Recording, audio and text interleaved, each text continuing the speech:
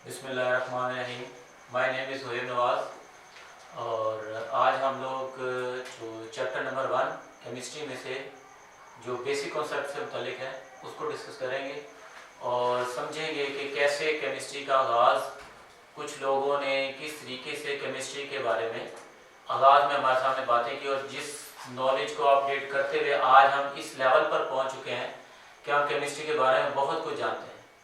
बहुत सारे स्टूडेंट इस सब्जेक्ट में इंटरेस्ट भी रखते हैं, बहुत लोग इसको बोरिंग सब्जेक्ट भी समझते हैं, लेकिन मेरे मुताबिक इस सब्जेक्ट में बहुत सारी ऐसी चीज़ें हैं जिनके बारे में आप अगर दिलचस्पी दिखाएं तो आप दुनिया के बारे में बहुत कुछ जान सकते हैं। इसी चीज़ को, इसी नज़रिए को अपने माइंड में रखते हुए आज हम बेसिक कॉन्सेप्ट्स के बारे में शुरू करते हैं और जानने की कोशिश करेंगे बेसिक कॉन्सेप्ट में कि इसका आगाज़ कैसे हुआ, केमिस्ट्री का आगाज़ कैसे हुआ, ये जो एटम और मैटर के बारे में हम बातें करते हैं इनके बारे में क्या चीज़ें हैं जिनको हमें जानने की ज़रूरत है। इसलिए फर्स्ट ईयर में जो चैप्टर नंबर 1 में जो आगाज़ में जो चीज़ें बताई गई हैं उनको हम वन बाय वन करके स्टडी करेंगे, जिसमें आगाज़ में आज हम शुरू करेंगे। तो सबसे पहले चैप्टर नंबर 1 में जो शुरू में सफ़ात में जो आपके पास टॉपिक दिया गया है दैट इज़ एटम। एटम के बारे में इससे पहले हमने इतना जो मैट्रिक में स्टूडेंट्स पढ़ के आते हैं थोड़ा बहुत इनको नॉलेज होता है इस बारे में, लेकिन आज हम कुछ मजीद इस नॉलेज को बढ़ाने की कोशिश करेंगे और मजीद कुछ जानेंगे कि इनके अंदर किन लोगों ने तावन किया और किस तरीके से बात बढ़ी। देखिए, जब भी हम किसी चीज़ के बारे में जानने की कोशिश करते हैं तो हिस्ट्री में कुछ ना कुछ हमें ज़रूर इसके बारे में मिलेगा। जैसे एटम के बारे में भी अभी हम बात करेंगे तो एटम डायरेक्टली इस डेफिनेशन पे नहीं पहुंच गया जिसको आज हम पढ़ रहे हैं। इसके बारे में बहुत सारे लोगों ने बहुत सारी अपनी थ्योरीज बयान की हैं। उन थ्योरीज को बढ़ाते बढ़ाते लोगों के एक्सपेरिमेंट्स करते करते आज हम इस मुकाम पर पहुंच चुके हैं। इस मुकाम पर पहुंचकर हम कहते हैं कि एटम एक छोटी सी चीज़ है जिसको हम डिवाइड नहीं कर सकते, लेकिन इसके बैकग्राउंड पे क्या है और कितने लोगों ने इसके बारे में बात की। क्या डायरेक्टली सिर्फ एटम के बारे में बात की है, इससे पहले किसी और हवाले से ही बात की जाती है? अगर सबसे पहले हम एटम के बारे में बात करें तो एटम क्या चीज होती है?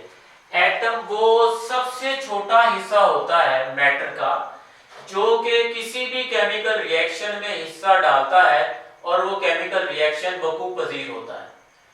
कैसे?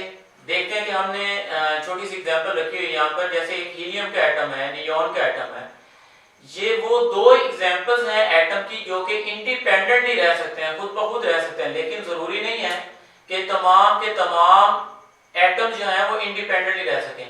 एक एग्जांपल तो हमने पुट कर दी। अब इसके साथ अगर मैं एक और एग्जांपल आपके सामने पुट करूं, ऑक्सीजन के एटम है।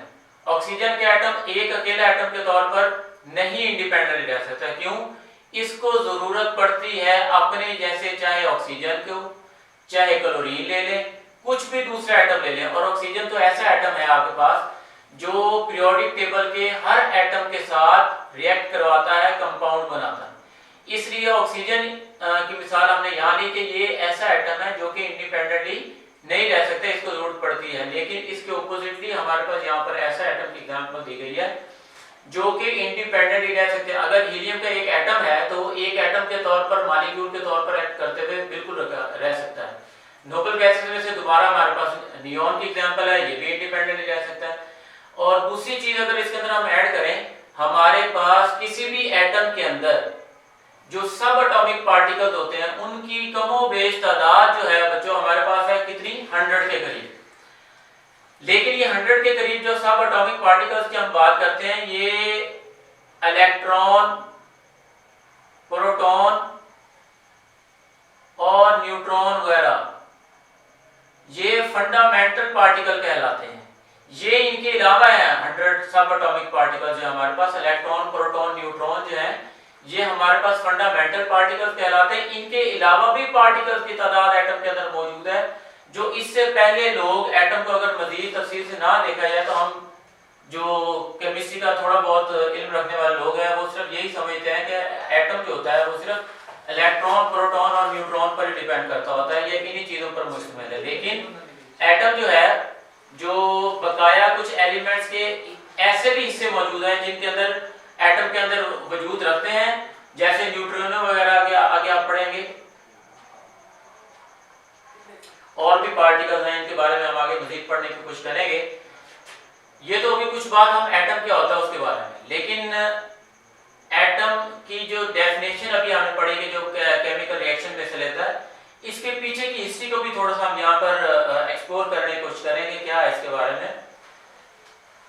हिस्ट्री के बारे में बात करें तो यहाँ पर देखिए हमारे पास जो फर्स्ट सेंटेंस यहाँ पर लिखा गया, matter is independent particle indivisible, ये क्या है?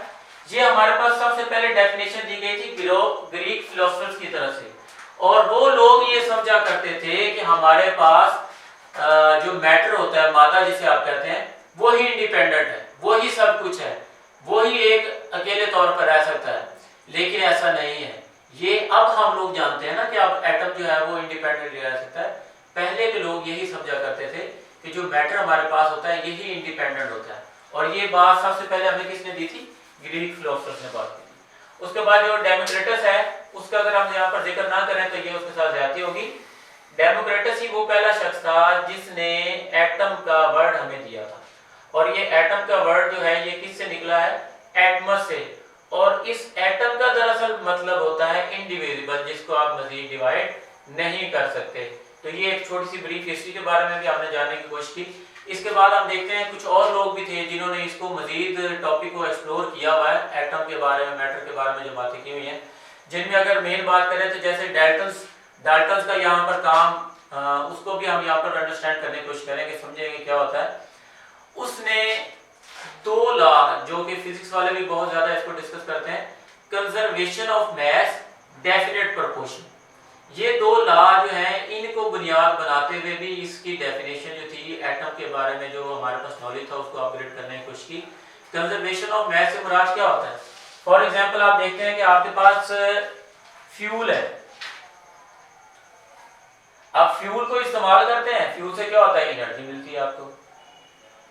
इसका मतलब एनर्जी कहाँ जाती है? एयर में जाती है। इसका मतलब है कोई चीज भी आप इस्तेमाल करते हैं उसकी सिर्फ शक्ल बदल जाती है, खत्म नहीं हो सकती। ठीक है, एक तो इसका मतलब ये होगा कि आपके पास जो मास होता है वो हमेशा कंजर्व रहता है, सिर्फ उसकी शक्ल बदलती रहती है, उसकी स्टेट भी बदल सकती है, ठीक है, उसकी एनर्जी भी बदल सकती है। लेकिन मेन बात हम ये जो डिस्कस करेंगे यहाँ पर वो है कंजर्वेशन ऑफ मास से मुराद कि बकाया रहनी चाहिए चीज, बकाया रहती है चीज। जैसे मैंने आपको फ्यूल की भी एग्जांपल दी है, और भी बहुत सारे एग्जांपल आप इसके अंदर दे सकते हैं। दूसरी चीज हम कहेंगे डेफिनेट प्रोपोर्शन।